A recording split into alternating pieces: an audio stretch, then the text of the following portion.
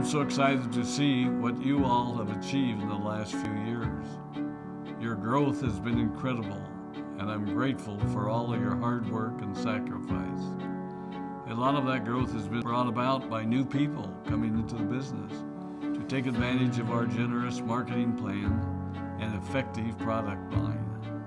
So I thought I would take just a moment of your time to share with you a little bit about where Forever came from and where Forever is going. I've heard people describe this as our culture, but I think it's simply who we are. Several decades ago, I was an executive for a real estate development company called Del Webb. And at that time, there was a lot of excitement about a new business concept. And like many of my colleagues and friends, I went along to a business opportunity meeting and listened to a presentation about multi-level marketing. I immediately fell in love with the concept that people would be motivated to help each other and be able to make a living doing so. It's a beautiful thing when you think about it. Although I was enjoying my career, I didn't think that I was contributing as much as I wanted, or as much as I could, to improve the well-being of the people around me. Inspired by the concept of people helping one another, I set out to write a marketing plan that is almost identical to the one that we use today. As I developed it, I had two goals. One was to pay the highest bonuses possible and still be able to run a company effectively. Two, to build a plan that would motivate and encourage people to keep working. I wanted a plan to reward those that remain active and engaged. I love the concept of a royalty income. However, I believe that it's good for our souls to work hard. People who work hard are happier. Of course, if you work hard, you should play hard. And that was one of my motivational factors in starting Forever Resorts. It was to give people the opportunity to spend time with their loved ones and experience the wonder of nature. Next time we're together, maybe I can tell you more about my passion for our resorts, our rare animals, and spectacular natural resources. So, with the marketing plan prepared, I needed to find a product. And we searched around and looked at different opportunities.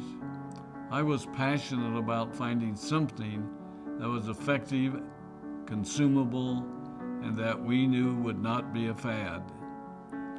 During my search, I met a group of doctors who had developed a method of stabilizing aloe vera.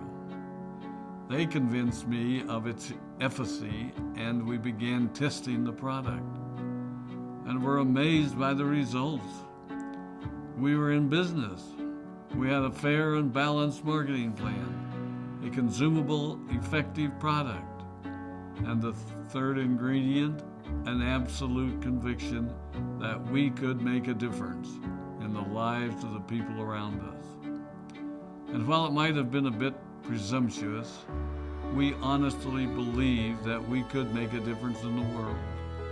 We put in generous return policies, customer service incentives, and began to build this business based on the principle of being nice to one another and helping others. The success was incredible, and we grew rapidly until Christmas of 1982. I was sitting at home with the family, and the phone rang. They informed me that there had been a freeze at our aloe plantations in Texas, and that all of our aloe was destroyed.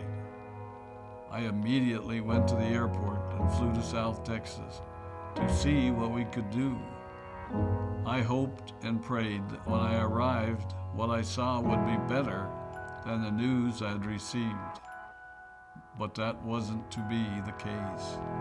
We had no aloe, and the business immediately began to suffer.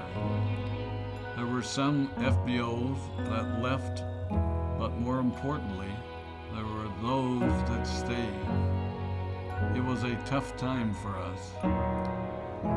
We put everything on the line to stay in business, and there were many sleepless nights. But we were convinced that what we were doing was right. We decided that this would never happen to us again. We flew out to the Dominican Republic and purchased as much land as we could and began planting aloe in one of the safest weather zones in the world. In addition to the acres of plantations in the Dominican Republic, we now have plantations in Mexico and South Texas. It was a tough lesson to learn. But during the tough times, we became stronger and we grew the most. We grow roots that strengthen us and help us to overcome the challenges and obstacles that life throws at us. I have learned that solid principles and core beliefs do not have a sell-by date. It is never old-fashioned or out of style to be nice to each other, to honor your commitments, and to treat people how you would wish to be treated. I recognize that many of you might not have heard about our beginnings, as you are new in the company.